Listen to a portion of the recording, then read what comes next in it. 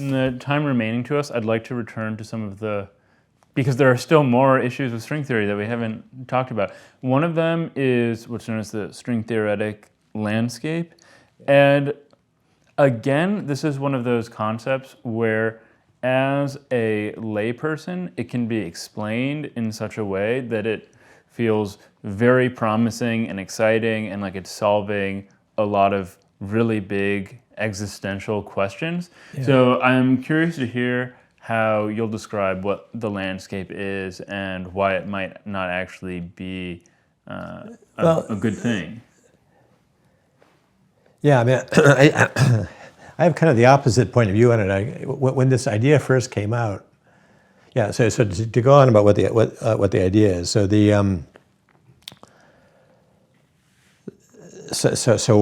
one problem.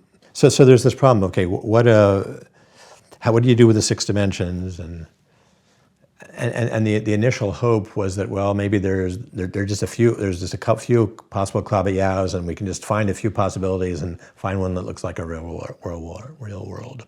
But then what you found is that all of the simple possibilities that you looked at didn't look at all like the real world, and in particular, they don't have a positive cosmological constant. So one example is that the things that you looked at in ADS-CFT have negative curvature, where you want positive curvature. So trying to find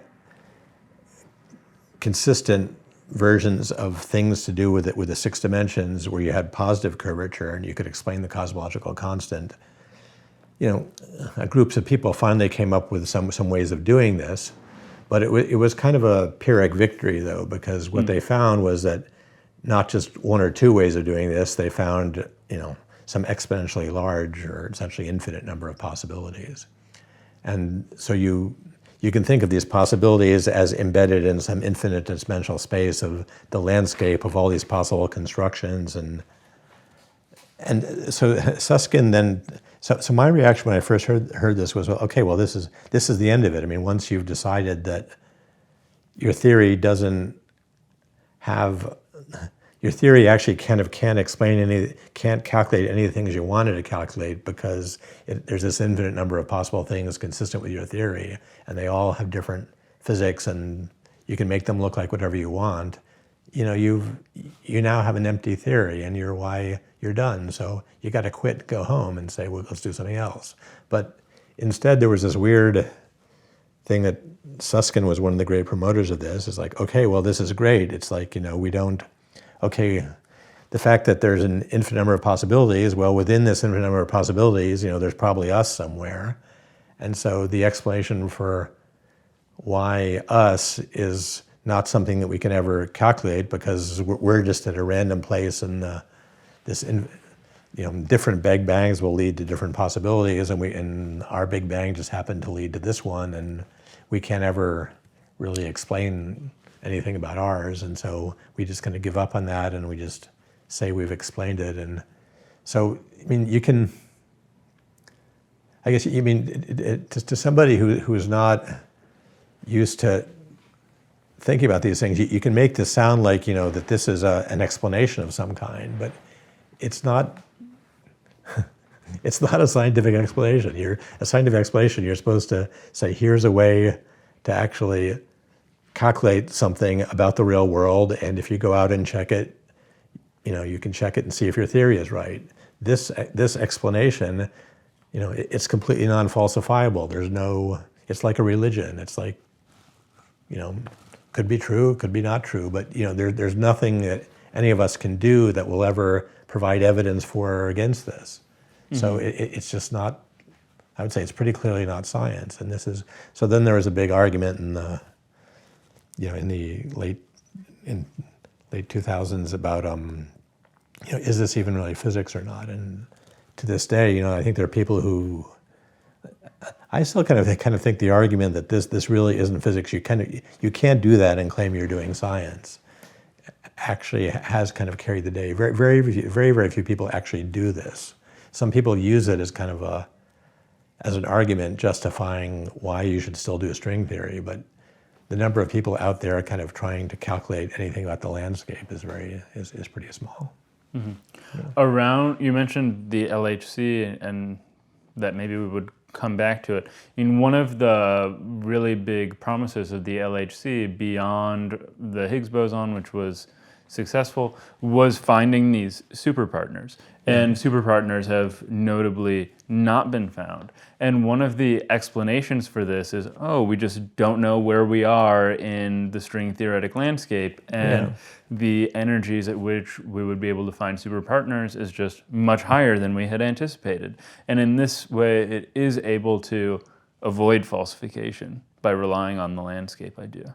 Yeah. So that's So the this is, I think, one thing.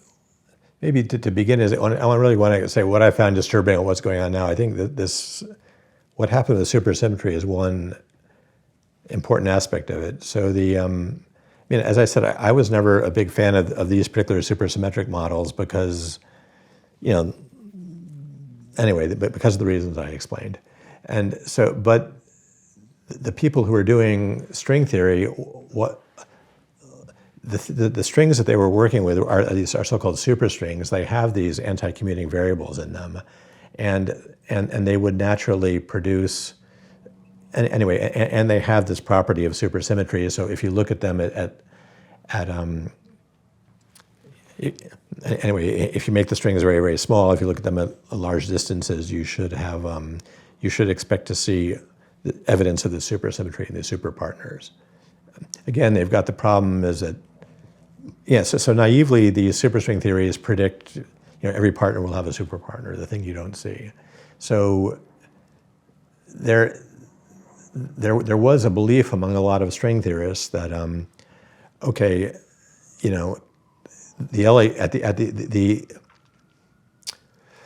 the mass scale that's going to govern, the splittings between these partners and the superpartners is the mass scale of the Higgs.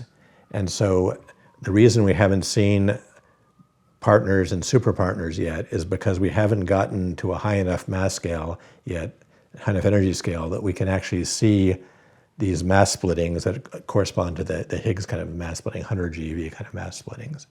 And so it was a little bit, if you believe that, there wasn't really a good explanation why you weren't seeing things at the previous generation of experiments.